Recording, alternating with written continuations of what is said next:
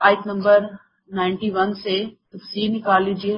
انما یرید الشیطان ان یوقع بینکم العداوۃ والبغضاء. شیطان تو یہ چاہتا ہے کہ شراب اور جوئے کے ذریعے سے تمہارے درمیان دشمنی اور کینہ ڈالے، تمہیں اللہ کی یاد اور نماز سے روکے. پھر کیا ودن بریکٹ ان چیزوں سے بریکٹ کلوز باز آتے ہو، یعنی ان چیزوں سے کیا تم باز آتے ہو. ہم پیچھے سے پڑھتے چلے آئے، سورہ مائدہ ہے، مختلف احکامات، مختلف کوسچنز کے آنسر اللہ تعالیٰ دے رہے ہیں، کلیئر کر رہے ہیں، اور اسلامک سوسائٹی کے حوالے سے مختلف انسٹرکشنز دی جا رہی ہیں. یہاں پہ اللہ تعالیٰ فرما رہے ہیں کہ شیطان نے یہ فتنے ایجاد کیے ہیں. کون کون سے فتنے؟ شراب اور جوئے اور فال اور یہ سارے یہ فتنے شیطان کے ایجاد کردہ ہے. شیطان نے یہ فتنے کیوں ایجاد کیے؟ ایک کوسچن پیدا ہوتا ہے نا، وہ کیا چاہتا ہے؟ وہ چاہتا ہے کہ تمہارے اندر دشمنی کی آگ جو ہے وہ بھڑکا دے، تمہارے درمیان انتقام کی آگ بھڑکا دے. یہ اس کا مین مقصد ہے. ان فتنوں کو ہر فتنے کو پیدا کرنے کا پیچھے مقصد ہی یہ ہے کہ انسان کو ہدایت کے راستے سے ڈی ٹریک کر دے، گمراہ کر دے. اور ظاہری بات ہے کہ اب جس معاشرے میں شراب عام ہوگی، جوا عام ہوگا، تو وہاں پہ اور اس کے فتنے، یعنی ایک آپ یوں سمجھ لیجئے کہ یہ مدر فتنہ ہے. اب جب ایک مدر فتنہ ایسا ہو، اتنا بڑا فتنہ ہو، تو اس نے آگے بچے دینے ہیں نا.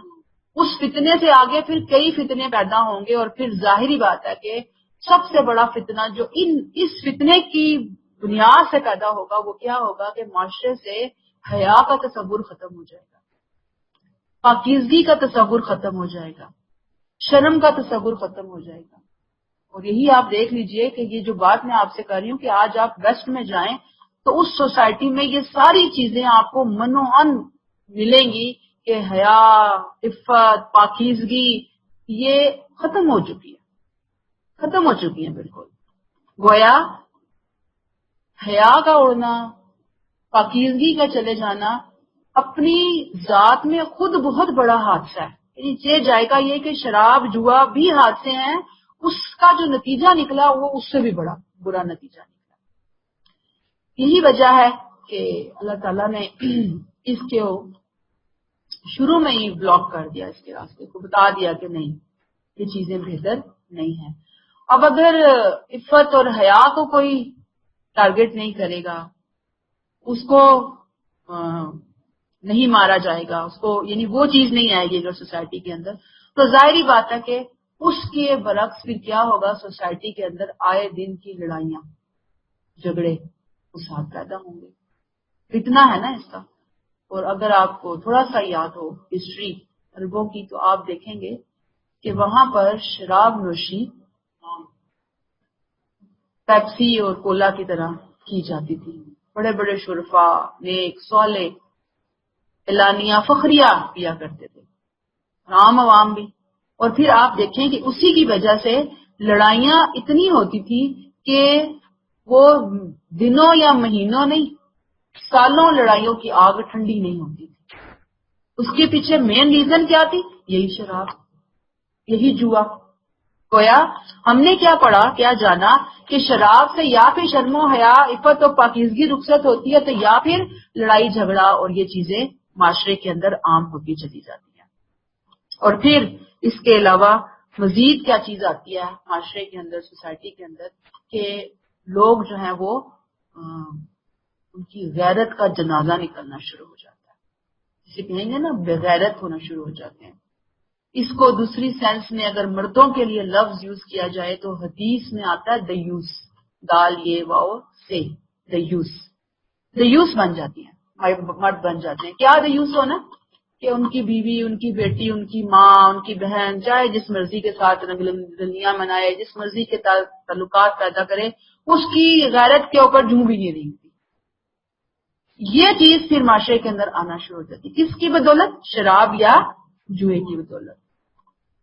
ظاہری بات ہے اتنی بڑی بڑی خرابیوں کو دیکھ کر، اتنے بڑے بڑے فتنوں کو دیکھ کر کوئی بھی سلیم الفطرت معاشرہ جو ہے وہ اس کو گوارا نہیں کر سکتا. اسی لیے اللہ تعالیٰ فرماتے ہیں آیت کو دیکھیے دوبارہ سے، انما یرید الشیطان ان یوقع بینکم العداوۃ والبغضاء. شیطان کیا چاہتا ہے؟ شراب اور جوئے کے ذریعے سے تمہارے درمیان دشمنی، بغض ڈالے. اور کیا چاہتا ہے؟ وَيَصُدَّكُمْ عَنْ ذِكْرِ اللَّهِ وَعَنِ الصَّلَاةِ. یہ شیطان کا مین مقصد ہے کہ وہ تمہیں اللہ کے ذکر، اللہ کی یاد سے، نماز سے روکنا چاہتا ہے. یہ اس کا سب سے بڑا ٹارگٹ ہے. اور ظاہری بات ہے کہ اسلام کے اندر ایک بندہ مومن کی جتنی عظمت ہے، اس کا جو سٹیٹس ہے، اس کی جو بلندی ہے، وہ سب کی سب اللہ کی یاد سے جڑی ہوئی ہے. جتنی اس کی زندگی میں اللہ کی یاد ہے، جتنی اس کی زندگی میں اللہ کا قرب ہے، جتنی نماز ہے، جتنی قرآن سے اٹیچمنٹ ہے، جتنے ذکر سے اس کی اٹیچمنٹ ہے، یاد رکھیے کہ یہی چیز جو ہے یہ زندگی کی اصل روح ہے، اصل مقصد ہے، اس کا جوہر ہے، اس کا خاصہ ہے، اس کا ایسنس ہے، اس کا مین تھیم ہے، اس کی زندگی کا مین مقصد ہے. اور ظاہری بات ہے کہ جب کسی انسان کی زندگی میں اللہ کی ذکر، اللہ کا ذکر اور صلات نہیں رہی تو پھر کیا رہا اس کی زندگی؟ اس نے تو اپنی زندگی سے اپنی روح نکال دی، اس نے تو اپنے جسم سے گویا زندگی نکال دی. اب وہ بے روح انسان ہے، وہ جانوروں کی طرح انسان ہے. وہ بیہیویئر جو ایک عقل و شعور جیتی جاتی زندگی کو اللہ تعالیٰ نے بخشا وحی کے ذریعے، وہ اس سے آری ہو، اس سے باہر نکل گیا. یہی وجہ ہے کہ یہ چیزیں، شراب ہے یا جوا ہے، انسان کو اتنی مستی میں مبتلا کر دیتی ہیں کہ نہ وہ دین کا رہتا ہے، نہ وہ دنیا کا رہتا ہے، اللہ کی یاد سے غافل ہوتا ہے. اور جب اللہ کی یاد سے غافل ہوتا ہے تو ہم قرآن میں پڑھ کر آئے کہ پھر ایک شیطان اس کے اوپر مسلط ہو جاتا ہے، پرماننٹ مسلط ہو جاتا ہے، اور پھر وہ اس کا ساتھی بن جاتا ہے. اور پھر جس کا ساتھی، جس کا دوست شیطان بن جائے، وہ ٹریک پہ کیسے ہو سکتا ہے؟ وہ صراط مستقیم پر کیسے ہو سکتا ہے؟ اور یہی وجہ ہے کہ شیطان جو ہے وہ پھر اس کو سبز باغ دکھاتا ہے، اس کے سامنے مختلف قسم کی چیزیں کریٹ کرتا ہے، اس کے اندر اس کو اس چیز کے اندر ٹریپ بناتا ہے، اس کے لیے اس کو اس کی طرف لے کر جاتا ہے. یہ شیطان کا پھر شب و روز کا مقصد بن جاتا ہے. اس کا کام ہی ہے، اسی لیے تو وہ آیا. یہاں پہ بتا دیا کہ اس انسان کی بدبختی دیکھیے کہ جو شیطان کے اس ٹریپ میں آ گیا. اللہ تعالیٰ فرماتے ہیں فَهَلْ أَنْتُمْ مُنْتَهُونَ. شیطان کا تو مقصد یہ ہے، شیطان شراب اور جوئے کے ذریعے تمہیں اتنی گندی برائیوں کے اندر دھکا دیتا ہے، تمہیں مجھ سے دور کرتا ہے. تو کیا اب تم شیطان کی بات سن کر ان چیزوں سے دوری، ان کے جو نماز اور صلات ہے اس سے، ذکر سے دوری اختیار کرو گے، یا تم اللہ کی بات سن کر خمر اور میسر سے دور رہو گے؟ باز آنے والے ہو؟ باز آتے ہو؟ اللہ تعالیٰ سوال کر رہے ہیں تمہاری غیرت، تمہاری عقل، تمہارا شعور تمہیں کیا لیسن دیتا ہے، کیا مت دیتا تمہیں، کیا بات سمجھاتا ہے تمہیں؟ اور پھر آپ دیکھیے کہ انسان کی کتنی بڑی بدبختی ہے نا، مت ماری ہوئی ہے. اتنی باتیں سن کر، اتنی باتیں پڑھ کر بھی انسان کو ہوش نہ آئے اور وہ شراب کی اور جوئے کی گندی زندگی سے باہر نکلنے کے لیے تیار نہ ہو. کہ جو اللہ تعالیٰ نے یہاں لفظ لایا نا فَهَلْ أَنْتُمْ مُنْتَهُونَ، یہ جو انداز ہے نا، اگر ہم عربک جانتے ہوں تو ہمیں پتہ چلے کہ اس انداز میں بہت ڈانٹ ہے، بہت غصہ ہے اللہ تعالیٰ کی طرف سے، بہت تاکید ہے، تنبیہ ہے. گویا اتنے مختلف انداز سے شراب کی گندگیاں، برائیاں، اس کے فتنے میں تمہارے سامنے لے کر آیا ہوں. اب بھی کیا تمہارے پاس کوئی عذر، کوئی بہانہ ہے اسی راستے کو اختیار کرنے کا؟ اب بھی نہیں بچو گے؟ اب بھی نہیں باز آؤ گے؟ اور آپ دیکھیے کہ یہ اللہ تعالیٰ کے احکامات ہیں. ظاہری بات ہے آج سے 1400 سال پہلے اللہ تعالیٰ نے جو باتیں بتائی، انسان کی عقل، اس کی فطرت، اس کی صحت، اس کے عقیدے، ہر لحاظ کو وہ کور کرنے والی اور اس کی بہتری پیدا کرنے والی چیزیں ہیں. جن چیزوں کو اللہ نے اختیار کرنے کا حکم دیا اور جن چیزوں سے اللہ تعالیٰ نے رکنے کا حکم دیا. یہ وہ چیزیں ہیں کہ جو اس وقت آئی اللہ نے روکا، اور آج آپ دیکھیں کہ آج کی جدید سائنس، آج کی جدید ریسرچ، آج کے معاملات وہ بھی ہمیں بتاتے ہیں کہ ان چیزوں کے بہت زیادہ نقصانات۔ میڈیکلی بھی جائیں تو شراب کوئی انسان کی زندگی کے لیے، اس کی صحت کے لیے کوئی اچھی چیز تو نہیں ہے، بہت ہی زیادہ ڈینجرس چیز ہے، اس کی تباہ کر دیتی ہے، اندر سے ختم کر دیتی ہے اس کو، اور پھر جو سوسائٹی میں اس کے لوگوں سے تعلقات ہیں، ٹرمز ہیں، اس کو بھی برباد کر دیتی ہے۔ مثلا میں ایک آپ کے سامنے ریسرچ رکھوں گی جو انسان کی پرسنل زندگی ہے، اس کی آئلی زندگی ہے، اس کے حوالے سے مختلف ریسرچز ہوتی رہتی ہیں۔ ایک چھوٹی سی ریسرچ آپ کے سامنے لاؤں گی کہ جب لوگ شراب پیتے ہیں نا تو 100 میں سے 60 یا 70 مرد جو ہے وہ شراب کی حالت میں اپنی بیوی کو بہت مارتے ہیں۔ 100 میں سے 60-70 مردوں کی یہی روٹین آپ سنیں گے، استغفر اللہ۔ کیونکہ عام آسان بات ہے، ہمیں تو کوئی تھپڑ لگا دے تو نہ نفسیاتی طور پر انسان بھول سکتا ہے اور نہ ہی فزیکلی اس کو برداشت ہوتی ہے، تو پھر جس کو اتنی مار پڑتی ہے سوچیں اس کی کیا حالت ہوتی ہوگی۔ دوسرا یہ کہ 30% بچوں کو ایسے مرد یا باپ یا بڑے تشدد کا نشانہ بناتے ہیں، بچوں کے اوپر بھی ٹارچر ہوتا ہے۔ پھر طلاق کا جو ریشو ہے وہ ڈبل ہو جاتا ہے، یعنی طلاق شراب کی حالت میں جو طلاق دی جاتی ہے اس کو اگر آپ کا کاؤنٹ کریں پوری دنیا میں تو وہ ڈبل ہو جاتی ہے تعداد۔ پھر ایسے ہی اگر بچوں میں یہ لت پڑ جائے، بچے مین ٹین ایجر بچے ہوتے ہیں، 13-14 سال 15 سال، جن سوسائٹیز میں یہ چیزیں ہوتی ہیں، پھر وہاں بچوں میں بھی آنا، اور خاص طور پہ برگر فیملیز کے بچوں میں آنا، یہ کوئی اجنبی بات نہیں ہے، انوکھی بات نہیں ہے، تو اسکولوں سے ان کو نکال دیا جاتا ہے، پھر وہ برے کاموں میں، بری ایکٹیویٹیز میں انوالو ہو جاتے ہیں۔ اور جوئے کے لیے آپ دیکھیں کہ پورے پورے شہر بسے ہوئے ہیں کیسینو، پورے علاقے ہیں، وہاں پہ آپ جائیں تو آپ کو وہاں پہ جوئے کی وہ قسمیں نظر آتی ہیں کہ انسان کی عقل دنگ رہ جاتی ہے، اور پھر اس کی وجہ سے جو جرائم پیدا ہوتے ہیں اس کی اگر ہم فہرست بنائیں تو فہرست ختم نہ ہو۔ تو اللہ تعالیٰ نے ایسے ہی نہیں منع کیا، اللہ تعالیٰ کے تو ایک چھوٹے سے چھوٹی بات میں، ایک چھوٹے سے چھوٹے کام کے اندر اتنی زیادہ حکمت ہے ہمارے۔ پھر بھی میں آپ کو وہی کہتی ہوں کہ جب آپ مختلف جو خاص طور پہ پڑھے لکھے لوگ ہیں، ان پر تو خیر اور طرح کی ڈیلنگ کرتے ہیں، پڑھے لکھے لوگوں کے سامنے جب آپ بات کریں تو وہ آپ کو فوراً کہتے ہیں حرام کا لفظ کہاں لکھا ہے، جائیں لے کر آئیں، قرآن میں حرام نہیں، لیکن اللہ تعالیٰ نے اس کے مفاسد اتنے زیادہ بیان کر دیے کہ اب اور کیا کمی رہ گئی ہے اس کے اندر، ٹھیک ہے نا۔ اللہ تعالیٰ نے پیچھے کہا نا، ہم پڑھ کر آئے کہ اس کے گناہ زیادہ ہیں اس کے فائدوں کی نسبت، تو ایک بندہ بتا دیا گیا، ایک جگہ کہہ دیا گیا کہ رجس ہے، گندگی ہے، ناپاکی ہے، اور کیا چاہیے ہمیں، جس چیز کو ناپاکی کہہ دیا گیا اب ہم اس چیز کو اٹھا کے کھانا تو نہیں شروع کر دیتے، اس چیز کو ہم ملنا تو نہیں شروع کر دیتے، ہم اس چیز کے اندر گھس تو نہیں جاتے، پرووائڈ ہی کرتے ہیں نا۔ تو یہی چیزیں ہیں جس کو اللہ تعالیٰ نے ہمارے لیے بیان کیا ہے۔ آیت 92 پہ آ جائیے، فَأَطِیعُوا اللَّهَ وَأَطِیعُوا الرَّسُولَ وَاحْذَرُوا، ودن بریکٹ شراب جوا وغیرہ ان سے باز آ جاؤ، یہ روکنا چاہ رہے ہیں اللہ تعالیٰ، بریکٹ کلوز، اللہ اور اس کے رسول کی اطاعت کرو اور نافرمانی سے بچتے رہو، یعنی باز آ جاؤ نافرمانی سے۔ لیکن ودن بریکٹ ہماری اس ہدایت سے بریکٹ کلوز تم نے اگر منہ موڑا تو جان لو کہ ہمارے رسول کے ذمے تو بس اس کے سوا کوئی ذمہ داری نہیں ہے کہ وضاحت کے ساتھ بیان کر دیں۔ پچھلی آیت نمبر 91 کی مزید ایکسپلینیشن، مزید وضاحت کہ شیطان کے ٹریپ سے نکلو، شیطان کے فتنوں سے بچو، اللہ اور اس کے رسول صلی اللہ علیہ وسلم کی اطاعت کے دائرے میں داخل ہو جاؤ، خود کو لے آؤ زبردستی، اپنی گاڑی جو تمہاری گاڑی غلط ڈائریکشن میں جا رہی ہے، اس نے غلط روٹ اختیار کر لیا ہے، اس روٹ سے فوراً یو ٹرن لو اور یو ٹرن لے کر اللہ اور اس کے رسول کی طرف واپس آ جاؤ، واپس آ جاؤ۔ یہ کہہ دیا اللہ نے، وہ راستہ تمہارے لیے بہتر نہیں ہے، یہ راستہ تمہارے لیے بہتر ہے، نافرمانی اور سرکشی سے بچو۔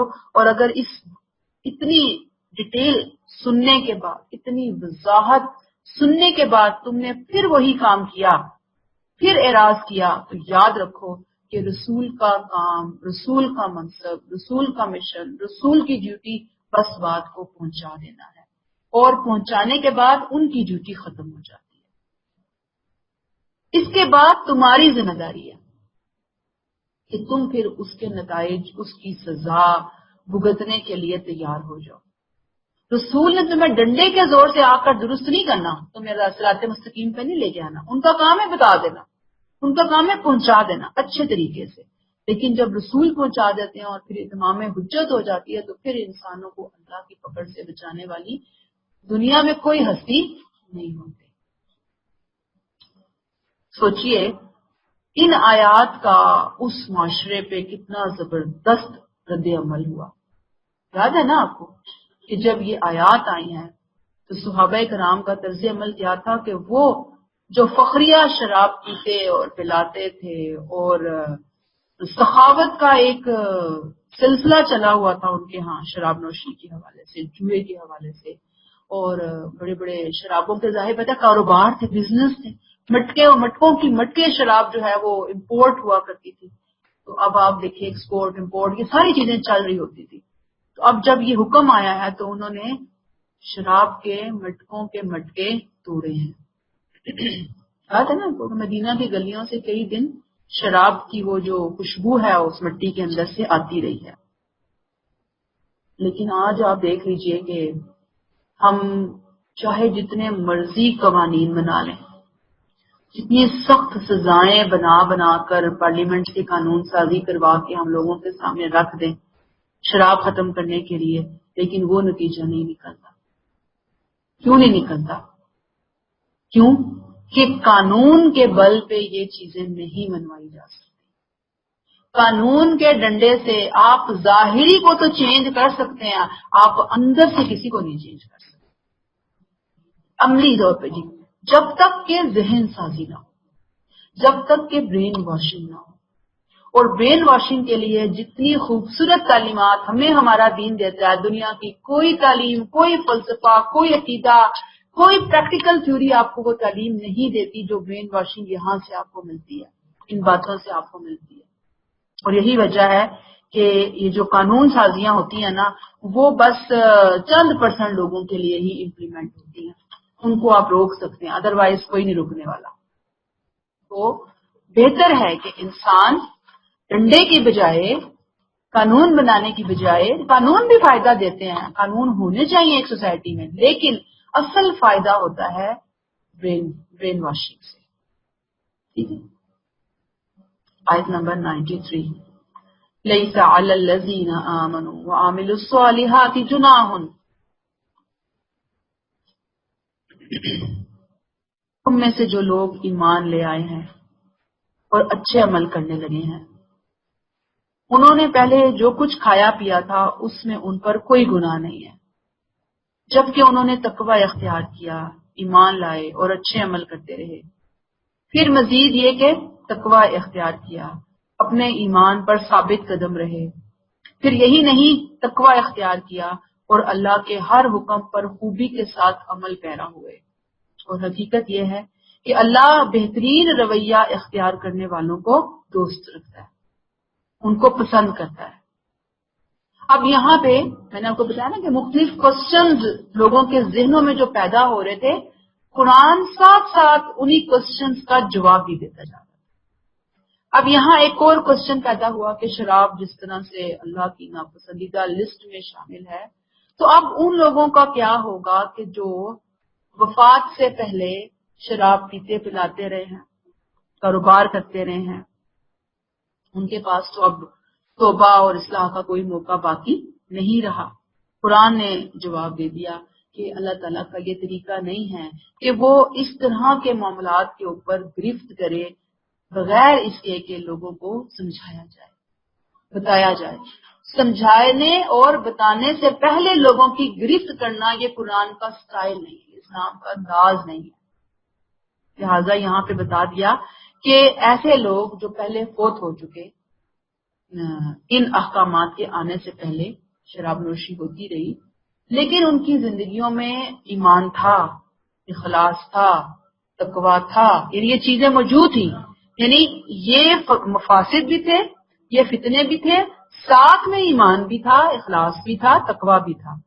تو اب اللہ تعالیٰ نے بتا دیا کہ ایسے لوگوں کے کھانے پہ جو وہ کھا چکے اس کے اوپر کوئی مواخذہ نہیں ہوگا۔ دیکھیں اسلام کی فلیکسیبلٹی آپ دیکھیے یہاں پر. اللہ تعالیٰ نے ظاہری بات ہے اس وقت تک اپنا حکم جاری ہی نہیں کیا تھا، آرڈرز ہی نہیں آئے تھے، شاہی حکم ہی نہیں آیا تھا، فرمان ہی نہیں آیا تھا. اب جو کچھ ان کے ساتھ ہوا سو ہو گیا. پھر آپ دیکھیے اس میں اس آیت کے اندر تقویٰ کا لفظ جو ہے نا وہ آیا ہے، اذا متقو، پھر آیا ثم متقو. تقویٰ کا لفظ ظاہری بات ہے کہ تقویٰ کسے کہتے ہیں؟ احتیاط کے ساتھ زندگی بسر کرنے کو کہتے ہیں. اللہ کی باتوں کو محسوس کر کے سمجھ کے زندگی بسر کرنے کو تقویٰ کہتے ہیں.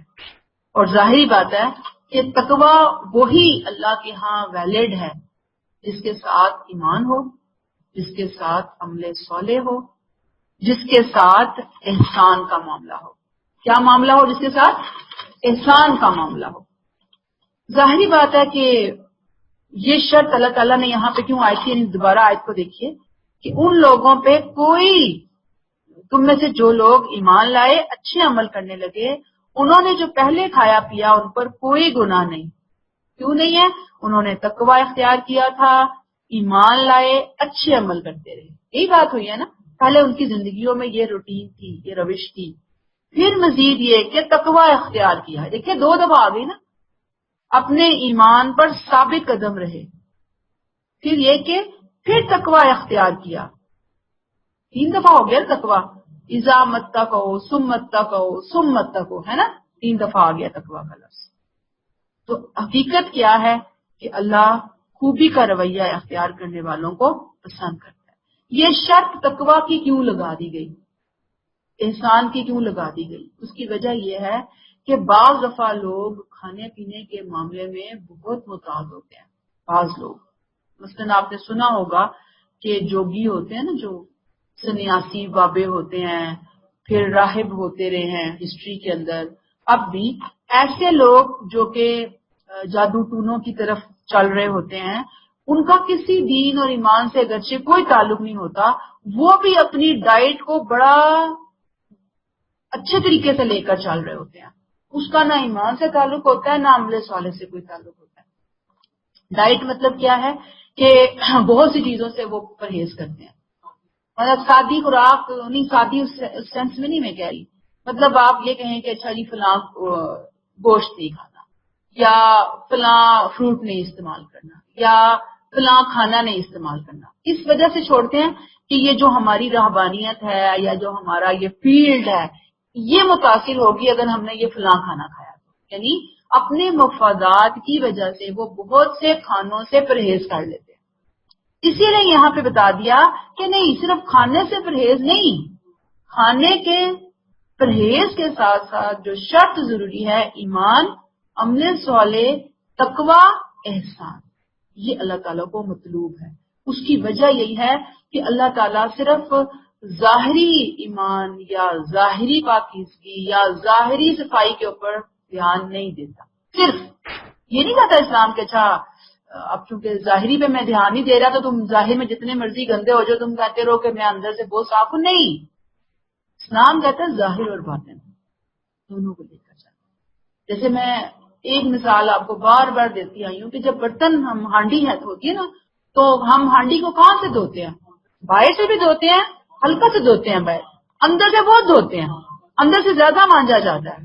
تو اب یہ تو نہیں ہوتا جب اب اندر سے مانج رہے ہیں تو باہر سے چھوڑ دیں، یا باہر سے دھو رہے ہیں اندر سے چھوڑ دیں. جی بالکل. تو یہی چیز ہمارے دل کی ہے، یہی چیز ہمارے انر کی ہے، یہی چیز ہماری روح کی ہے، ہمارے باطن کی ہے. اللہ چاہتے ہیں اندر سے صفائی کرو اور باہر سے بھی اس کو صاف رکھو. تو یہی بات ہے کہ ہمیں اس چیز کا احساس ہو کہ اللہ ہمیں دیکھ رہا ہے، کوئی بھی کام کرتے ہوئے، کوئی بھی بات کہتے ہوئے اللہ ہمیں دیکھ رہا ہے. اور یہی چیز، یہی احساس ہمارے رب کے بارے میں ہمیں احسان کے درجے پہ لے کے جاتا ہے، تقویٰ کے مقام پہ لے کے جاتا ہے. اور اگر یہ چیز نہیں ہے تو ظاہری بات ہے کہ جیسے پچھلی قوموں نے ہزاروں جوڑ دروازے پیدا کر لیے تھے اللہ کے احکامات کو توڑنے کے لیے، حدود الہی سے تجاوز کرنے کے لیے، تو کہتے ہیں نا عقل عیار ہے 100 بھیس بدل دیتی ہے. عقل جو ہے نا وہ پھر بہت سی چیزوں کی طرف آپ کو لے کے جاتی ہے. پھر انسان ہمت ماری جاتی ہے اور پھر انسان ان کے چنگل سے نہیں نکل پاتا. یہ کلیئر ہوگی آپ کو بات کہ اللہ تعالیٰ نے کہا کہ ان لوگوں کے اوپر کوئی گناہ نہیں ہے، تقویٰ تھا، تقویٰ ہوگا، تقویٰ اور ایمان ہوگا، احسان ہوگا. اللہ کو احسان کرنے والے لوگ، بہترین طریقے سے عمل کرنے والے لوگ بہت پسند ہیں. تو انسان کی کوشش کیا ہو کہ وہ ہر معاملے میں بہتری کی طرف جائے. A+ آؤٹ اسٹینڈنگ ریزلٹ دنیا میں ہم بچوں کے لیے چاہتے ہیں، ہم اپنے اعمال کے لیے بھی کوشش کریں کہ ہمارا رب ہمارے بارے میں کیا چاہتا ہے. آیت نمبر 94 یا ایھا الذین آمنوا لیبلونکم اللہ بشیء من الصید. اے اہل ایمان، اللہ تمہاری آزمائش ایسے شکار کے ذریعے کرے گا جو بالکل تمہارے ہاتھوں اور نیزوں کی زد میں ہوگا، تاکہ اللہ یہ دیکھے کہ کون اس سے بن دیکھے ڈرتا ہے ودن بریکٹ اور کون نہیں بریکٹ کلوز. پھر جس نے اس تنبیہ کے بعد حدود سے تجاوز کیا تو اس کے لیے دردناک سزا ہے. آیت نمبر 1 شروع ہوئی تھی نا جب سورہ مائدہ ہم نے پڑھی تھی، تو ہم نے اس میں پڑھا تھا کہ حالت احرام میں شکار کی ممانعت ہے. پھر کچھ تفصیلات، کچھ آبجیکشنز، کچھ کوسچنز جب لوگوں کے ذہن میں حالت احرام کے شکار کے حوالے سے پیدا ہوئے تو اللہ تعالیٰ نے پھر اس کی تفصیلات جو ہیں وہ بعد میں نازل کی. اب یہاں پہ یہ جو میں نے آپ کو پیچھے ایک سوالوں کی لسٹ بتائی تھی پچھلے لیکچرز میں، یہ تیسرا کوسچن ہے جس کا جواب یہاں پہ اللہ تعالیٰ کلیئر کر رہے ہیں، دے رہے ہیں کہ اگر احرام کی حالت ہو اور اچانک کوئی شکار تمہارے سامنے آ جائے تو وہ اصل میں تمہارا امتحان ہے، تمہاری آزمائش ہے. اور ظاہری بات ہے کہ جس سوسائٹی کی بات ہو رہی ہے وہاں پر تو لوگوں کو یہ آزمائش اکثر پیش آ سکتی ہے، اربوں کی بات ہو رہی ہے. اسی لیے اللہ تعالیٰ نے بتا دیا کہ یہ آزمائش جب تمہارے سامنے آئے گی کہ تم احرام کی حالت میں اور شکار تمہارے سامنے آ گیا، اب امتحان ہو گیا نا کہ بھوک بھی لگی ہے، ضرورت بھی ہے، گوشت کا سامان بھی ہے، نیزہ بھی پاس ہے، اس کو مارتے ہو یا اللہ کے حکم کو فالو کرتے ہوئے خود کو روکتے ہو. اللہ تعالیٰ کہتے ہیں کہ یہ کیوں میں نے تمہیں روکا، حالت احرام میں شکار سے میں نے تمہیں کیوں روکا، کہ میں یہ جاننا چاہتا ہوں کہ تم ایمان اور تقویٰ کے کس لیول پہ. یہ تمہارا امتحان ہے. کس چیز کا امتحان ہے؟ ایمان اور تقویٰ کا امتحان ہے، لہذا خبردار ہو. یہ کس کو حکم دیا جا رہا ہے؟ یہ احکامات کس کے لیے ہیں؟ یا ایھا الذین آمنوا، مسلمانوں سے. ٹھیک ہے نا. آج میرے اور آپ کے لیے تو ظاہری بات ہے کہ ہم نہ اس طرح سے شکار کے دور میں ہیں، نہ ہم جنگلوں میں بیابانوں میں جاتے ہیں، نہ یہ اب ظاہر بات ہے جس سوسائٹی کے بارے میں بات ہو رہی ہے وہاں پہ تو یہ عام چیز تھی، نارمل چیز تھی. اسی بات کو آپ سمجھیے ذرا سا بنی اسرائیل کے دور میں جا کر کہ اللہ تعالیٰ نے امتحان کے لیے انہیں بھی ایک چیز سے روکا تھا. کیا چیز تھی؟ کچھ یاد ہے آپ کو؟ مچھلیاں پکڑنا. Very good. مچھلیوں کا شکار سب کے دن. اور آپ نے دیکھا ہوگا کہ جب ان کو روکا گیا تو اسی دن ہفتے کے دن ہی مچھلیاں خوب ان کے سامنے آتی تھی. ان کا امتحان بن گیا تھا نا. اور یہی صورتحال آج مسلمانوں تمہیں پیش آئی ہے. بنی اسرائیل کو آزمایا گیا، اب اے مسلمانوں آپ لوگوں کو آزمایا جا رہا ہے کہ تمہارے سامنے ہرن بھی آئیں گی، نیل گائیں بھی آئیں گی، میں بھی کوئی اور جانور جو اس وقت کیا جاتا ہے، مختلف چیزیں جو ہیں وہ تمہارے سامنے آ جائیں. ظاہری بات ہے کہ اللہ تعالیٰ یہاں پر ایک طرح سے مسلمانوں کو وارن بھی کر رہے ہیں ان آیات کے اندر، اور بہت سے پہلوؤں کی طرف توجہ دلائی جا رہی ہے. مثلا کون سے گوشے ہیں جن کو اللہ تعالیٰ ان احکامات کے ذریعے کلیئر کر رہے ہیں. مثلا نمبر 1، شکار ویسے ہی بہت انٹرٹینمنٹ کا ذریعہ ہوتا ہے. اب دیکھیں نا کچھ لوگ تفریحاً بھی شکار کے لیے جاتے بھی ہیں، اور ہمارے ملک میں بھی آپ نے دیکھا ہوگا باہر سے لوگ آ رہے ہوتے ہیں شکار کرنے کے لیے، پرمٹ بنائے جاتے ہیں، شکار کے اوپر جاتا ہے، ایک فن ہے، ایک ایکٹیویٹی ہے. ٹھیک ہے. لیکن عربوں کے ہاں ان کی تفریح بھی یہ تھی اور ان کا ذریعہ معاش بھی شکار تھا. ٹھیک ہے نا. اس سے وہ اپنا انحصار کیا کرتے تھے. دوسری چیز، آپ نے عموماً دیکھا ہوگا کہ جب کسی چیز کے اوپر پابندی ہوتی ہے نا، ڈاکٹر آپ کو کہتے ہیں نا میٹھا نہیں کھانا، یہ فلاں گوشت نہیں کھانا زیادہ، آپ پہلے بے شک نہ کھاتے ہوں، جب پابندی لگتی ہے آپ کا زیادہ دل کرتا ہے کچھ چپ کے لوں، کچھ چمچ ڈال لوں میں، کچھ چاول لے لوں، ایسے ہی دل چاہ رہا ہوتا ہے نا. ایسے ہی جب کسی بہترین مرغوب چیز پہ پابندی لگتی ہے تو انسان کا دھیان دل زیادہ جاتا ہے اس چیز کی طرف. اور عربی میں ایک مثال ہے کہ انسان جس چیز سے روک دیا جائے اس کا بڑا حریص ہو جایا کرتا ہے. یعنی یہ ایک نارمل نیچرل چیز ہے، نفسیاتی اس کا پہلو ہے انسان کی زندگی کا. اور ظاہری بات ہے کہ یہ اللہ تعالیٰ نے جو روکا امتحان کے لیے روکا، کیونکہ اگر نہ روکتے تو امتحان کا مقصد ہی پورا نہ ہوتا، اس لیے اللہ تعالیٰ نے یہ معاملہ جو ہے پیدا کیا. اچھا اب آپ دیکھیے کہ یہ جو حکم دیا جا رہا ہے یا ایھا الذین آمنو، اے لوگوں جو ایمان لائے ہو، اللہ تمہاری آزمائش ایسے شکار کے ذریعے کرے گا جو بالکل تمہارے ہاتھوں اور نیزوں کی ذات میں ہوگا، تاکہ اللہ یہ دیکھے کہ کون اس سے بن دیکھے ڈرتا ہے اور کون ہے جو اس آنے کے بعد، حکم کے آنے کے بعد بھی حدود سے تجاوز کرتا ہے، اور جو کرتا ہے پھر اس کے لیے دردناک سزا ہے. میں نے آپ کو یہ بتا دیا کہ یہ احکام جو حکم ہے خاص طور پہ چھوٹی سی بات ہے نا، دیکھیں احرام کی حالت میں شکار نہیں کر سکتے، احرام کے بغیر کر لو.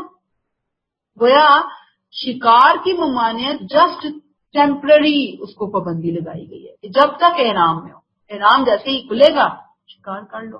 یہ اللہ تعالیٰ نے کیوں احکام دیے؟ اپنے بندوں کی وفاداری کو چیک کرنے کے لیے. یہ امتحان کیوں اللہ تعالیٰ نے رکھا؟ ان کی وفاداریاں چیک کرنے کے لیے. ظاہری بات ہے کہ ہمیں اس کی حکمتیں نہیں پتا کیوں اللہ تعالیٰ نے کیا، کیسے ہوا، اس میں بھی یقیناً بہت ساری حکمتیں ہوں گی، لیکن اللہ کیا چاہتے ہیں کہ بندے اللہ سے دیکھے ہوئے بھی ڈریں اور بن دیکھے. یہ اللہ تعالیٰ کا تھیم ہے، مقصد ہے. اسی لیے فرمایا کہ یہ آزمائش ہے ان لوگوں کے لیے کہ جو اللہ کو دیکھتے ہیں، اللہ تعالیٰ کہ کون ان سے بن دیکھے ہوئے ڈرتا ہے.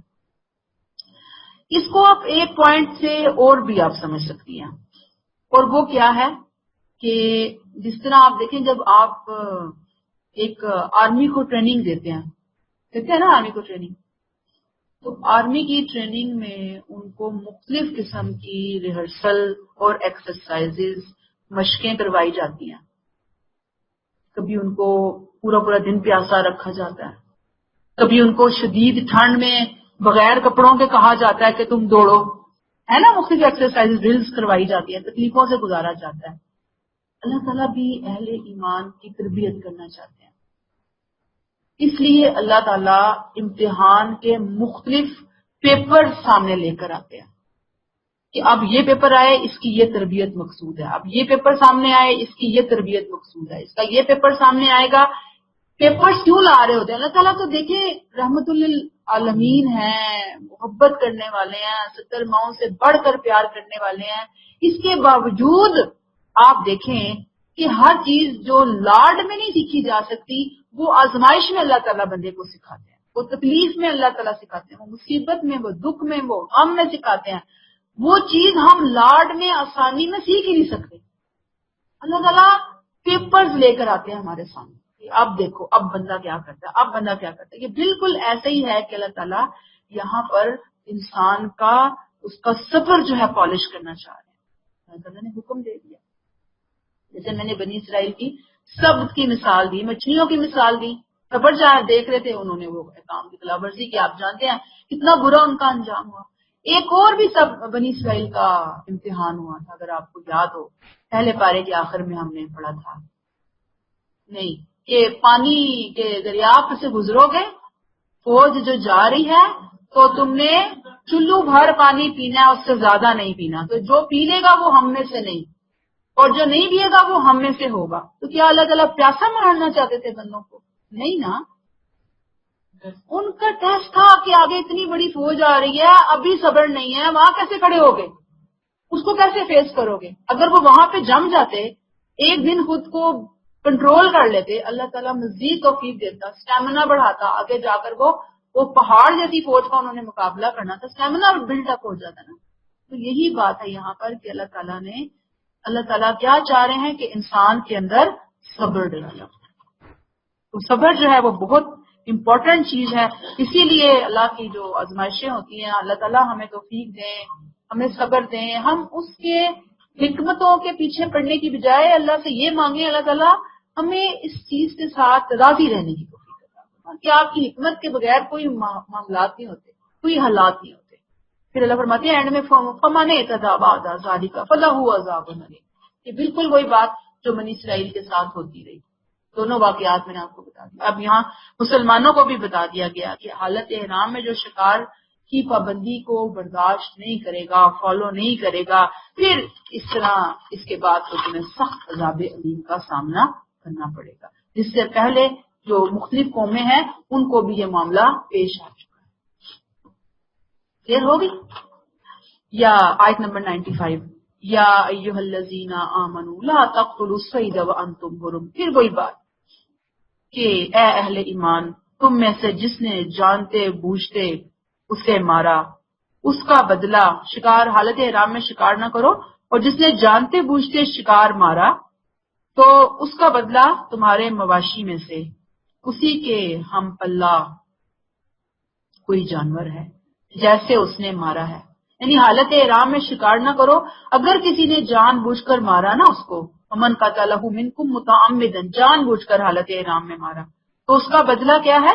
تمہارے مویشی میں سے اسی کے ہم پلہ کوئی جانور ہے جیسے اس نے مارا، جس کا فیصلہ تم میں سے دو عادل آدمی کریں گے. یہ نیاز کی حیثیت سے کعبہ پہنچایا جائے گا. کون کیا پہنچایا جائے گا؟ بدلہ، فائن، تاوان، کفارہ. جی. یا نہیں تو اس گناہ کے کفارے میں مسکینوں کو کھانا کھلانا ہوگا یا اسی کے برابر روزے رکھنا ہوں گے تاکہ وہ اپنے کیے کی سزا چکھے. اس سے پہلے جو کچھ ہو چکا اللہ نے اسے معاف فرما دیا، لیکن اب اگر کسی نے اسے دہرایا تو اللہ اس سے بدلہ لے گا. اللہ زبردست ہے، بدلہ لینے والا ہے. اب وہی سوال کہ اگر کوئی شخص حالت احرام میں ہے اور اس نے جان بوجھ کر کوئی شکار کر دیا تو اب کیا ہوگا؟ اس کا کفارہ، اس کا فائن، اس کی پنشمنٹ کیا ہے؟ فرمایا یہاں پر کہ ایسا شخص کیا کرے گا؟ کفارہ ادا کرے گا. مثلا شکار کی دو صورتیں ہوں گی نا، ایک تو خشکی کا شکار ہے اور ایک پانی کا شکار ہے. تو اب جو خشکی کا شکار ہے نا، پانی کا شکار منع نہیں ہے حالت احرام میں، ٹھیک ہے؟ حالت احرام میں پانی کا شکار نہیں منع، خشکی کا شکار منع ہے. تو جس نے جانتے بوجھتے ادا کر لیا، اب وہ کفارہ کیسے ادا کرے گا؟ 3 آپشنز اللہ نے اس کے سامنے رکھ دی. نمبر 1، جس طرح کا جانور اس نے مارا ہے بالکل اسی طرح کا جانور گھریلو چوپایوں میں سے قربانی کے لیے بھیجے گا، ممکن ہے تو، ٹھیک ہے؟ نیل گائے ہے تو گھر کی گائے، پلی ہوئی گائے، اس کو کفارے کے طور پر دے گا. جی. دوسری بات، اگر یہ ممکن نہیں ہے، اس کے پاس جانور نہیں ہے یا سملر جانور نہیں ہے، تو اب وہ کیا کرے گا؟ اس جانور کی قیمت کے برابر، مثلا اس نے نیل گائے ماری، کوئی ہرن مارا، ہرن کی قیمت مارکیٹ میں تھی 20,000، اب وہ 20,000 اس کی مالیت لگوا کے 20,000 کا کھانا مسکینوں کو کھلائے گا. تیسری آپشن، اس کے پاس پیسے ہی نہیں ہے، وہ بہت غریب ہے، اب کیا کرے گا؟ غلطی ہو گئی، غریب تھا تو اس نے مار کے رہا جانور جان بوجھ کے. اب وہ ان پیسوں کو کیلکولیٹ کرے گا، پھر روزے رکھے گا، جتنے مسکینوں کو کھانا کھلانا تھا اتنے روزے رکھنے ہیں اس نے. سپوز اگر اس نے 60 مسکینوں کو کھانا کھلانا تھا، 70 مسکینوں کو کھانا کھلانا تھا ان پیسوں میں، اب اتنے ہی وہ روزے رکھے گا، کمپنسیٹ کرے گا. یہ جو فیصلہ ہے کہ اس جانور کی قیمت کیا ہے، مثلا ہرن مارا ہے تو ہرن کے بدلے اب اس نے کیا دینا ہے، ہرن کی قیمت کیا ہے، کتنے مسکین بنیں گے، کتنے روزے بنیں گے، یہ فیصلہ کون کرے گا؟ اللہ تعالیٰ نے یہاں پہ کلیئر کر دیا. اللہ تعالیٰ نے کیا فرمایا کہ من قتل من النعام یحکم بہ ذوی عدل منکم، جو تم میں صاحب عدل لوگ ہیں نا وہ اس چیز کا فیصلہ کریں گے. 2 اچھے نیک سمجھدار مسلمان اس چیز کا فیصلہ کریں گے. کیوں؟ تاکہ جس نے جرم کیا ہے اس کے حوالے سے کوئی ایسی چیز سامنے نہ آئے کہ انہوں نے اس کی طرفداری کی ہے یا انہوں نے دشمنی کی ہے. وہ بالکل غیر جانبدار نیوٹرل قسم کے اچھے سہلے عدل کرنے والے لوگ ہوں اور وہ اس کا فیصلہ کریں. نہ دشمنی کا امکان رہے اور نہ ہی طرفداری کا کوئی امکان رہے. کلیئر ہو گئی آپ کو بات؟ اب آپ دیکھ لیجئے اللہ تعالیٰ کیا فرماتے ہیں. زوا عدل منکم ہدیم بالغ الکعبۃ او کفارۃ طعام مساکین او ادوا ذلک صیاما لیذوقوا وبال امرہ. بات سمجھ میں آ رہی ہے نا؟ اس کو اس کے عمل کا جو ہے وبال اس کی مل جائے گی. عفا اللہ عما سلف، جو کچھ پہلے ہو چکا اللہ نے اسے معاف کر دیا. کب پہلے ہو چکا؟ ظاہری بات ہے کہ اس حکم کے آنے سے پہلے جو لوگ حالت احرام میں شکار کرتے رہے اب ان کے گلٹی کانشیس ہوں گے بھی کیا کر دیا، کیوں کر دیا، اب کیا کریں. اللہ نے کہا اللہ نے اسے معاف کر دیا. اب حکم آ گیا، اب کے بعد نہیں، اس کے بعد نہیں. ومن آدا، اور اس کے بعد پھر کسی نے یہ بات دہرائی، فینتقم اللہ منہ، تو اللہ خود اس سے انتقام لے گا، اللہ خود اس سے بدلہ لے گا. کیوں؟ واللہ عزیز ذو انتقام. دیکھیں اس طرح کی آیات، اس سٹائل کی آیات آپ کو قرآن میں کم کم ملتی ہیں، لیکن جب ملتی ہیں تو بہت ان کا سخت انداز ہوتا ہے کہ ہم اللہ کو صرف غفور الرحیم سمجھ کر ہی ریلیکس ہو کے نہ بیٹھ جائیں، خود کو لوریاں دیکھ کر، تھپکیاں دیکھ کر صدا نہ دیں، بلکہ ہم جانیں کہ واللہ عزیز ذو انتقام، سخت انتقام لینے والا ہے.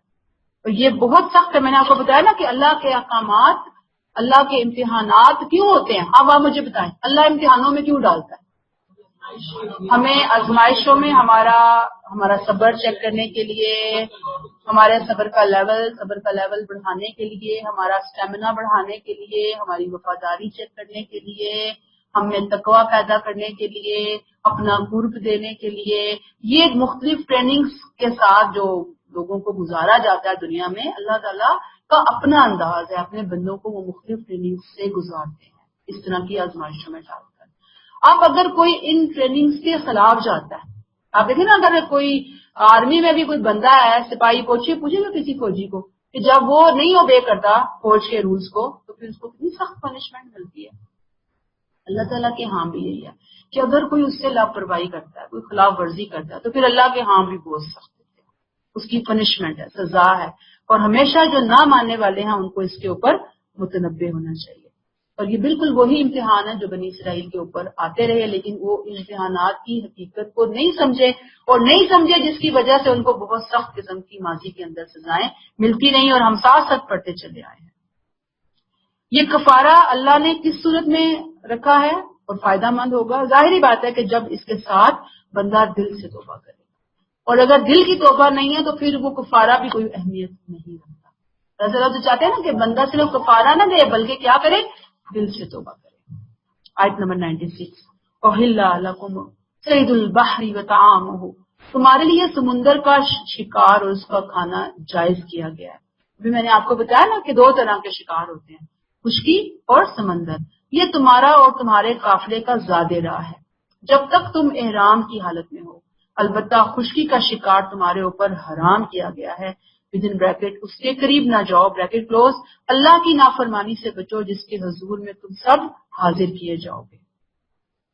یاد رہے کہ یہود کے لیے، جیوز کے لیے دونوں شکار ممنوع تھے، نہ خشکی نہ پانی. اللہ تعالیٰ نے امت محمدیہ پر احسان کر دیا کہ احرام کی حالت میں صرف خشکی کے شکار کو ممنوع قرار دیا، سمندری دریائی پانی کا شکار حلال قرار دے دیا. وجہ کیا ہے؟ ظاہری بات ہے کہ اگر پانی پہ آپ سفر کر رہے ہیں، کھانے پینے کی چیزیں نہیں ہیں، ساتھ لے کر انسان اتنا سامان چل بھی نہیں سکتا، تو اگر یہ ممنوع قرار دے دیا جاتا تو لوگ تو مہینوں سفر کر رہے ہوتے ہیں پانی کے اندر، تو وہ تو بھوک کی قلت کا شکار ہو جاتا، بہت شدید تکلیف میں پڑ جاتا، آزمائش میں پڑ جاتا. جبکہ خشکی کے اوپر ٹریول کرتے ہوئے انسان کو اور بہت سی کھانے کی چیزیں اویلیبل ہو سکتی ہیں. اس لیے اللہ تعالیٰ نے کہا کہ جب تک احرام کی حالت میں ہو نہ کرو، لیکن جب ختم ہے تو پھر آپ کر سکتے ہو شکار. ٹھیک ہے نا؟ یہ کلیئر ہو گئی آیت آپ کو؟ آیت 97، جعل اللہ الکعبۃ البیت الحرام، اللہ نے مکان محترم یعنی کعبہ کو لوگوں کے لیے مرکز بنایا اور حرمت کے مہینوں، قربانی کے جانوروں اور ان سب جانوروں کو شعیرہ ٹھہرایا جن کے گلے میں ودن بریکٹ نظر کی علامت کے طور پر بریکٹ کلوز پٹے ڈال دیے گئے ہوں۔ یہ اس لیے ودن بریکٹ شعیرہ ٹھہرائے گئے بریکٹ کلوز کہ تم پر واضح رہے کہ اللہ جانتا ہے جو کچھ آسمانوں میں ہے اور جو کچھ زمین میں ہے، اور اللہ ہر چیز سے واقف ہے۔ اب یہاں پر شعائر الہی کے احترام کے حوالے سے احکامات دیے جا رہے ہیں۔ ظاہری بات ہے پیچھے ہم نے ایک بڑی جو ابھی پچھلی آیات ہم نے پڑھی ہیں خشکی اور پانی کے شکار کے حوالے سے حالت احرام میں، وہ بھی اصل میں اللہ کا شعائر ہے، علامت ہے، اللہ کے ساتھ وفاداری، اپنی محبت کو شو کرنے کے لیے اللہ نے اس کو منع کیا۔ ساتھ ہی اللہ تعالیٰ چاہ رہے ہیں کہ دیگر جو شاعر ہے نا اسلام کے، اللہ ان کو بھی کلیئر کر دے۔ یعنی اب چونکہ شاعر کے احترام کی بات چلی ہے، جس میں سے حالت احرام میں جانور کا شکار بھی ایک شعیرہ تھا اللہ کا، اس کا ایک حکم تھا۔ اللہ چاہتے ہیں دیگر بھی چیزیں اس میں کور کر دی جائیں، اس کو پھر اللہ تعالیٰ یہاں پر لے آ رہے ہیں۔ مثلاً بیت اللہ، مثلاً حرمت والا مہینہ، حرمت والے مہینے، 4 مہینے نا حرمت والے، مثلاً ہدی، قلائد وغیرہ۔ اللہ تعالیٰ چاہتے ہیں کہ ان کے بارے میں جو میں نے تمہیں انسٹرکشن دی ہیں نا، ان کو بھی اپنی زندگی کا حصہ بنا دو، محتاط طرز عمل اختیار کر لو۔ اس کی وجہ کیا ہے؟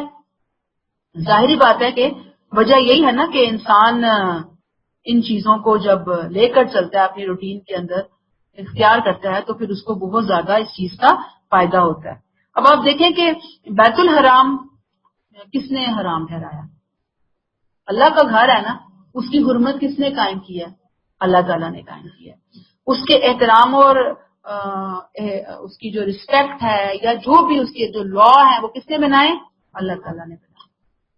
جعل اللہ الکعبۃ، اللہ نے بنایا کعبہ کو بیت الحرام، حرمت والا گھر۔ حرمت ہے، حرمت مین کہ اس کا احترام قائم رکھا جائے گا، برقرار رکھا جائے گا۔ پھر کیا کہا اللہ نے؟ قیاما للناس، لوگوں کے لیے مرکز بنایا اللہ تعالیٰ نے۔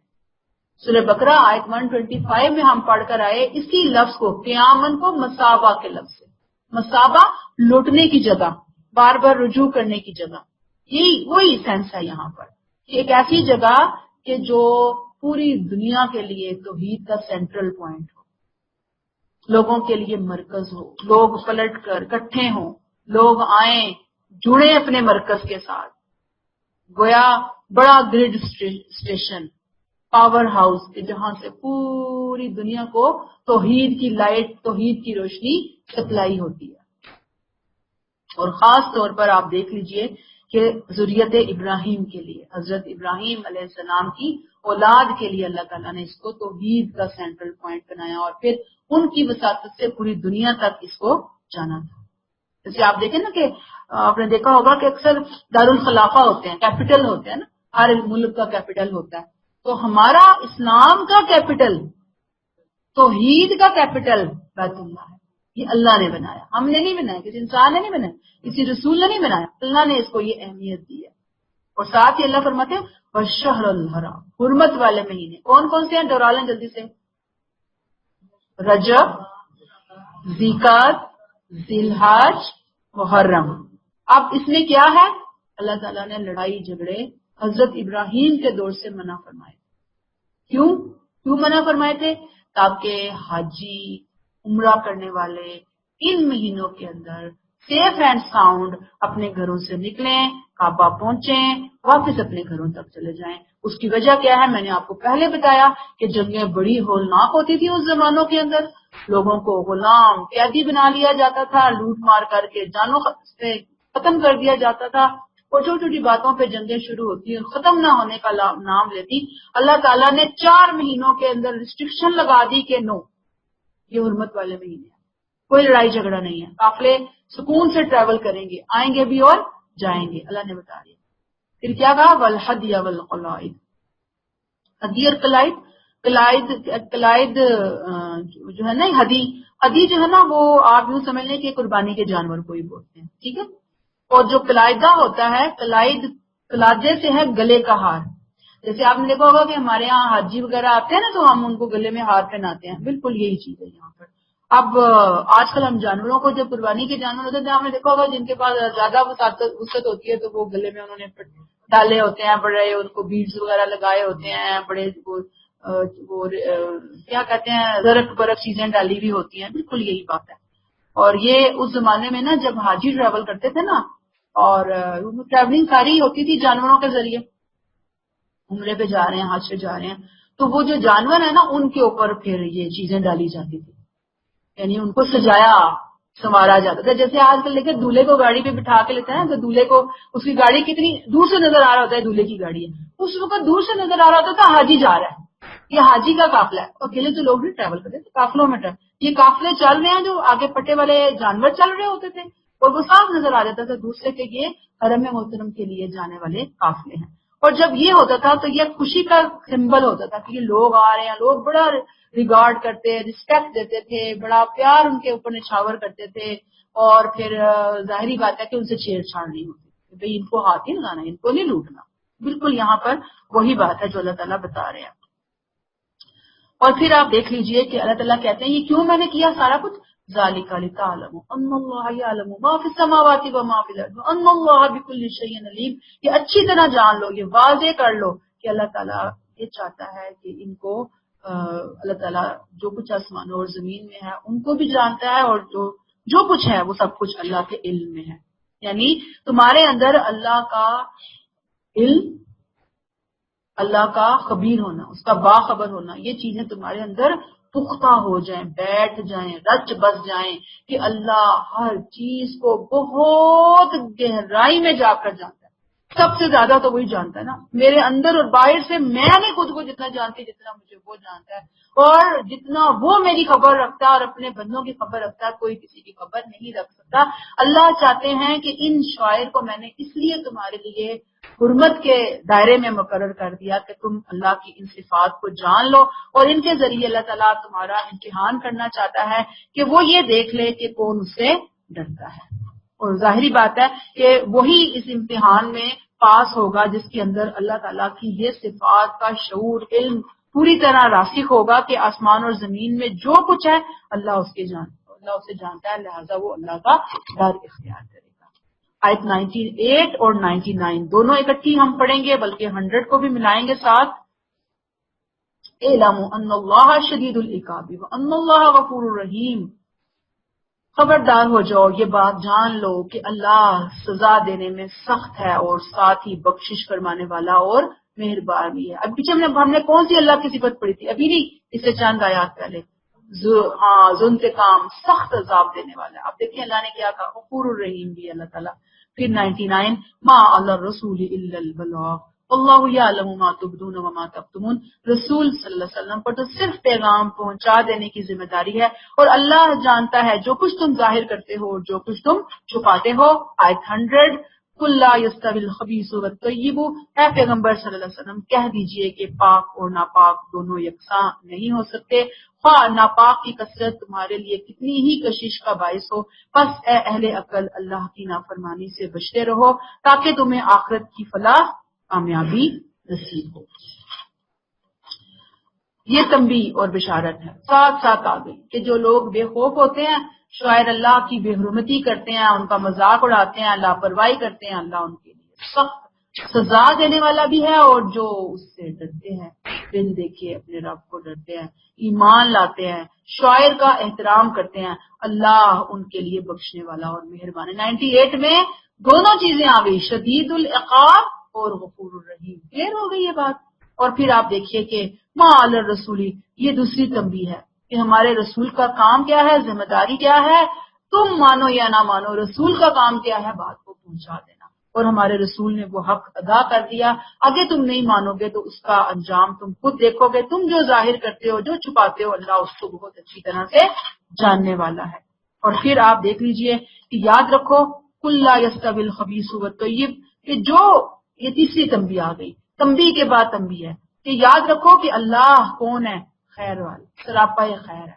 سراپا عدل ہے، وہ اتنا عدل کرنے والا ہے کہ وہ برائی اور بھلائی دونوں کے ساتھ یکساں معاملہ نہیں کر سکتا. اس کے نزدیک برائی بالکل ایسے ہے جیسے تاریکیاں، اندھیرے، ظلمتیں، گہرائیاں، کھڈے، اور اچھائیاں کیا ہے؟ روشنیاں، بلندیاں، رفتیں. دونوں میں زمین آسمان کا فرق ہے، دونوں میں مشرق اور مغرب کا فرق ہے. ظاہری بات ہے جب برائی اور اچھائی کا فرق ہے تو اللہ اسی کے مطابق بندوں کو پھر اجر بھی دیتا ہے، اسی کے مطابق اس کو تولا جاتا ہے. اللہ کے ہاں وہی چیز تول میں بھاری ہوگی جو پاکیزگی کے ساتھ ہو. انسان کا کوئی عمل ہے، انسان کی کوئی گفتگو ہے، انسان کی کوئی بات ہے، وہ کب ویٹ لے گی؟ جب وہ پاکیزگی کے ساتھ ہو. اللہ تعالیٰ نے کہا کہ اگرچہ تمہیں برائی کی کثرت فریفتہ کر دے، اللہ کی نظر میں وہ برائی کی کثرت تمہیں نجات دلانے والی نہیں ہے. اللہ کے نزدیک تو طیب بہتر ہے. کہتے ہیں نا کہ 1 کلو کہتے ہیں نا کہ دودھ ہے آپ کے سامنے اور 1 بالٹی اللہ معاف کرے پیشاب کی ہے، تو اللہ کی نظر میں دودھ کی جو اہمیت ہے وہ پیشاب کی اہمیت نہیں ہو سکتی. گندگی ہے نا، غلاظت ہے. تو اللہ تعالیٰ کی نظر میں جو پاک کی اہمیت ہے نا وہ ناپاک کی اہمیت نہیں ہے. ایک طرف شراب ہے، ایک طرف دودھ ہے. اللہ کس کو ویٹ دیں گے؟ دودھ کو دیں گے. تو شراب بہت زیادہ ہے، اللہ کو کیا ہے اس بات سے؟ یہ چیز، یہ لیسن یہاں پر دیکھ رہے ہیں کہ پیغمبر انہیں بتا دیجئے کہ پاک اور ناپاک اللہ کی نظر میں یکساں نہیں ہے. ہاں، ناپاک چیزوں کی کثرت تمہارے لیے کتنی ہی کشش کا باعث کیوں نہ ہو، اللہ کے ہاں ناپاک چیزوں کی جگہ جہنم کا کوڑا دان ہے. جہنم کیا ہے؟ کوڑا دان ہے. جیسے آج ہم گھروں میں سبزی، کوڑا کرکٹ، گندگی سب کو کیا کرتے ہیں؟ اٹھایا بن میں ڈالا، جا کے آنکھیں بند کر کے اس کو اٹھاتے ہیں ایسے اور بن میں ڈالتے ہیں. ہمارا ہاتھ بھی نہ صحیح طریقے سے ٹچ ہو. گھر آ کے 10 دفعہ صابن سے ہاتھ دھوئے جاتے ہیں. تو کوڑا دان کو ہم چھو کر آئے ہیں. تو اللہ تعالیٰ نے کہا کہ جو ناپاک کی طرف جاتا ہے نا، اللہ تعالیٰ کی نظر میں اس ناپاک کی کوئی اہمیت نہیں ہے. لہٰذا تم نے بھی پاک اور ناپاک کے احساس کے ساتھ زندگی گزارنی ہے. یہی تقویٰ ہے، یہی احسان ہے. اللہ کو یہی چیز پسند ہے. فاتقوا اللہ یا اولی الالباب لعلکم تفلحون. اے عقل والو، اللہ کی نافرمانی سے بچتے رہو کہ تمہیں آخرت میں کامیابی نصیب ہو. یہ بالکل ایسا ہے نا کہ جیسے آپ حرام کا 1 لاکھ روپیہ کمائیں یا شوق رکھیں، ادھر پاک کمائی آپ کی 1000 روپیہ. آپ کی نظر میں 1000 تھوڑا ہے، لاکھ بہت زیادہ ہے، لاکھ بہت اٹریکٹ کر رہا ہے. اللہ کی نظر میں وہ لاکھ زیرو ہے، وہ کوڑا ہے، وہ پارٹی ہے. اللہ کی نظر میں 1000 کے اندر جو برکت ہے، جو رحمت ہے، اس کو ہم فیل نہیں کر سکتے. بالکل وہی بات اللہ تعالیٰ نے بتا دیا کہ اے پیغمبر ان کو یہ بات بتا دیجیے.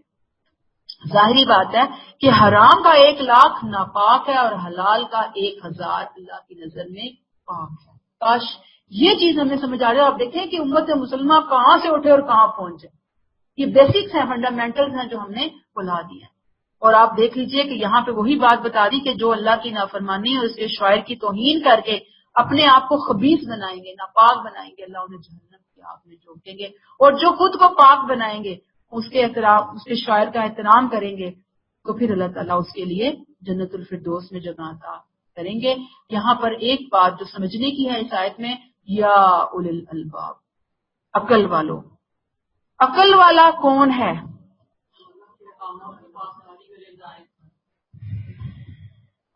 اصل میں آپ دیکھیں گے کہ دنیا میں چیزیں جب چلتی ہیں نا تو ٹرینڈز کے ساتھ چل رہی ہوتی ہیں.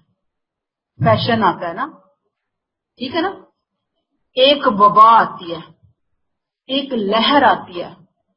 ہم نے کھڑے ہو کر اس لہر کو محسوس کرنا ہے، اس ٹرینڈ کو دیکھنا ہے کہ یہ جو ٹرینڈ آ رہا ہے، یہ جو لہر آ رہی ہے، وبا آ رہی ہے، یہ حلال ہے، یہ حرام ہے، یہ پاک ہے، یہ ناپاک ہے.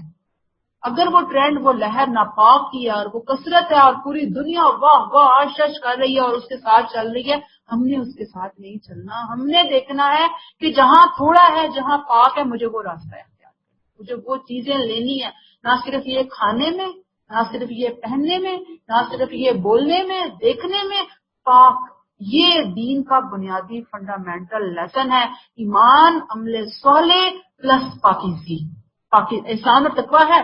پاکیزگی جو ہے وہ بہت، لیکن یہ پاکیزگی ہی ہے نا جو ہمیں تقویٰ کے لیول پہ لے کے جائے گی. یہ پاکیزگی ہی ہے جو ہمیں احسان کے لیول پر لے کے جائے گی. گویا ایمان عمل صالح اخلاق کے ساتھ کیا چیز آ جاتی ہے؟ پاکیزگی. اللہ تعالیٰ ہمیں پاکیزگی اختیار کرنے کی توفیق عطا فرمائے.